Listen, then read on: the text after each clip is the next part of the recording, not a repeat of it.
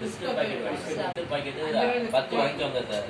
அவன் குட்டே இல்லைன்னா மில்க் பிக்கிஸ் எதுனாலும் வாங்கிட்டு வாங்க. 5 ரூபாய் 2 பாக்கெட் ஒரு 10 சார். அவ்வளோதான், சிம்பிள், நல்லா இருக்கும். சரி, அப்போ 5 ரூபாய் பிஸ்கட் பவுடர் கிடையாது, பேபி பவுடர். ஆமா, இதுக்கு பவுடர் போடுங்க. போடுறீங்கன்னா அந்த காத்துக்கு வந்து டஸ்ட் இருந்தீங்களா வந்து அது ஒட்டாது. அது வந்து டஸ்ட் பட்டாலுமே ஸ்கின்ல இருந்து வெளியே போயிடுது. அழகா இருக்குமா உங்க முகம்? சூப்பரா இருக்குது. பரவாயில்ல. எங்க முகம் இன்னும் எவ்வளவு நல்லா இருக்கும். ரைட், ஓகே, சரி, இவ்வளவுதான் விஷயம். சரியா? 500 ரூபாய் இல்ல, அதுல வந்து நமக்கு 340 ரூபாய் பழைய ரேட். 100 ரூபாய் நீ வியாபாரி சோப்பு. அப்ப என்னாச்சு? 500 ரூபாய் நம்ம பயன்படுத்தணும். தலைக்கு தேய்க்கிற எண்ணெய், சோப்பு, ஃபேஸ் வாஷ் எல்லாமே ஒரு லேடிக்கு எனக்கே மாசம் 1500 ரூபாய் செலவு. சரி, யார் பிசினஸ் பண்ணக்கூடிய ஆளுக்கெல்லாம் வருவாங்க? கண்ணன் சார் ஏன்னா நல்ல படிப்போம், ஃபர்ஸ்ட் ரேங்க், செகண்ட் ரேங்க், 10 ரேங்க்ல இருக்கவங்க அத்தனை பேரும் வந்து வேலைக்காரனா தான் போவாங்க. அந்த கம்பெனிக்கு வேலைக்கு போகணும், இந்த கம்பெனிக்கு வேலைக்கு போகணும்னு.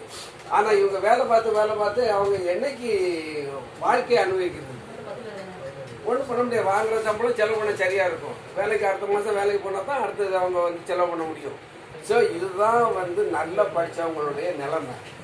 ஆனால் பிஸ்னஸ் மேன் அவங்க பள்ளிக்கூடத்தில் கடைசி பெஞ்சில் தான் உட்காந்துருப்பாங்க. அவங்க தான் பிஸ்னஸ். ஆனால் அவங்க லைஃப் எப்படின்னு பார்த்துருக்கீங்களா? இவங்களை எல்லாத்தையும் விட பண வளமும் சரி, பக்க வளமும் சரி, லைஃப்பில் என்ஜாய் பண்ணுறதும் சரி, வீட்டுக்கு எல்லாம் டூர் போகிறதும் சரி, எல்லா வாய்ப்பும் யார்கிட்ட இருக்கு அப்படின்னு கேட்டீங்கன்னா கடைசி பெஞ்சில் எல்லாம் கிண்டல் அடிப்பாங்க. அப்போ இந்த நல்லா படித்தவன் அவன்கிட்ட தான் வேலைக்கு போவான்.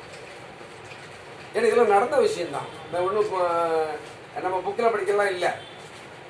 எனக்கு தெரிஞ்ச ஒரு பையன் பார்த்தீங்கன்னா அப்போ வந்து டிஸ்ட்ரிக்ட், இந்த தென்காசி மாவட்டம் திருநெல்வேலி சேர்ந்து ஒரே டிஸ்ட்ரிக்ட் தான்.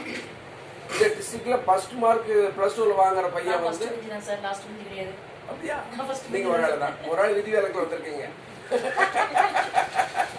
சரிதானா? தமிழ் நம்ம திருநெல்வேலி டிஸ்ட்ரிக்ட்ல வந்து நம்பர் 1 ஃபர்ஸ்ட் மார்க் வாங்கி தினத்தந்தியில் வந்து அவார்டு வாங்குவாங்க. இந்த பையன் இன்ஜினியரிங் படிச்சு போய் அங்கேயும் கோல்டு மெடலிஸ்ட் தான். எங்கே போனான்னா அவங்களும் படித்த பையன்ற வேலைக்கு தான் போகணும். இதெல்லாம் ப்ராக்டிக்கல். அவன் கூட படித்தவன் எங்கே வேலை செய்கிறாலும் பெரிய ஐடி கம்பெனியே வச்சுருக்கான். ஆனால் ஐடி படித்தவன் அவன்கிட்ட தான் வேலைக்கு போகிறான்.